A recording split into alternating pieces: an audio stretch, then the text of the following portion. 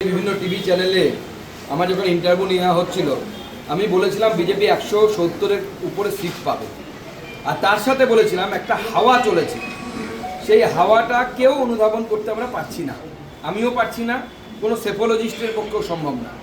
বলেছিলাম এই হাওয়াটা যদি আমাদের পক্ষে হয় তাহলে একটা আনএক্সপেক্টেড রেজাল্ট হবে। আপনারা দেখে নেবেন, আমাদের ভিডিওতে পেয়ে যাবেন। আমি এই কথাই বলেছিলাম, আনএক্সপেক্টেড রেজাল্ট। ঠিক আছে, সেটাই হয়েছে। এবং ভারতীয় জনতা পার্টির এই রেজাল্ট পশ্চিমবঙ্গের জনতার অবদান, আর কারো অবদান নেই। মাননীয় প্রধানমন্ত্রী নরেন্দ্র মোদীর অবদান, মাননীয় গৃহমন্ত্রী অমিত শাহজির অবদান। বলছি আপনি নবান্ন না আছে রাইটার্সকে পছন্দ করছেন? ও তো পার্টি ঠিক করবে, পার্টির মুখ্যমন্ত্রী যিনি হবেন তিনি ঠিক করবেন। তিনি যেখান থেকে মনে করবেন যে রাজ্য প্রশাসন চালানো সুবিধের জন্য সেখান থেকে চলবে, অসুবিধা নেই। দাদা, যে একটা হাওয়া তো উঠেছিল, একটা পরিবর্তনের হাওয়া, সেই জায়গায় 200 পেরিয়ে গেছে এখনো পর্যন্ত। যে রেজাল্ট আছে 200 পেরিয়ে গেছে, এবং দক্ষিণ দিনাজপুর জেলাতেও প্রায় 4টের কাছাকাছি সিট। আর সেটা কীভাবে দেখছি? দক্ষিণ দিনাজপুর জেলায় আমরা 4টে অলরেডি জিতে গেছি বা এগিয়ে আছি 4টেতে, এবং 5 নম্বর সিটের জন্য খুব হাড্ডাহাড্ডি লড়াই হচ্ছে। আমাদের বিরোধী যিনি আছেন তিনি 1200 ভোটে আপাতত এগিয়ে আছেন, তার থেকে বেশি ভোটে এগিয়ে নেই। 2 রাউন্ড বাকি আছে, আশা করছি সেখানে আমরা জিতে নেব।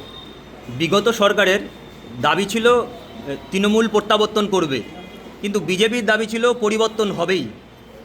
এই আজকের ভোটের ফলাফলে দেখা যাচ্ছে শেষ লগ্নে এসে পশ্চিমবঙ্গের জনগণ প্রচুর পরিমাণে বিজেপিকে হাত খুলে ভোট দিয়েছে। পশ্চিমবঙ্গবাসীর কাছে আপনার কি বার্তা থাকবে? মানুষের কাছে বার্তা থাকবে যে প্রথম কথা হচ্ছে আমরা আপনাদের চরণে নতমস্তকে প্রণাম জানাই। বাংলার মানুষ যেভাবে দু হাত তুলে আশীর্বাদ করেছে, আমরা সত্যি কৃতজ্ঞ।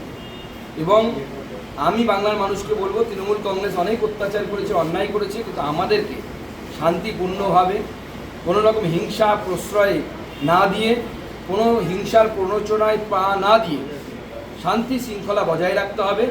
বাংলাকে উন্নততর বাংলা করতে হবে, এবং সেটা সব ক্ষেত্রে, এমনকি রাজনীতির ক্ষেত্রে।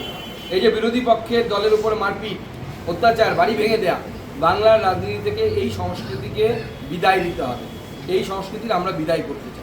আপনারা আগে বলতেন সরকার হবার আগে আর কিছুদিনের মধ্যেই সরকার হবে। পূর্বে যখন ভোট প্রচার হতো সেই ক্ষেত্রেও আপনারা বলতেন যে আমরা ওরা সবসময় করতে থাকে। আপনারা কিছুদিনের মধ্যেই সরকার গঠন করবেন, করার পরে আপনাদের স্ট্র্যাটেজি কী থাকবে? দেখুন, আমাদের স্ট্র্যাটেজি মাননীয় প্রধানমন্ত্রী অনেক আগেই বলে দিয়েছেন, সবার সাথ, সবার বিকাশ, সবার বিশ্বাস। আমরা মনে করি যারা আজকে তৃণমূলকে ভোট দিয়েছে তারা আগামী দিনে আমাদের ভোটার। অতএব আমাদের আমরা ওরার ব্যাপার নেই, আমাদের চিন্তাধারাটাই আলাদা। তৃণমূল ভাবতো যে যারা আমাদেরকে ভোট দিয়েছে তারা আমাদের ভোটার, অর্থাৎ তৃণমূলের ভোটার। যারা বিজেপিকে ভোট দিয়েছে তারা বিজেপির ভোটার।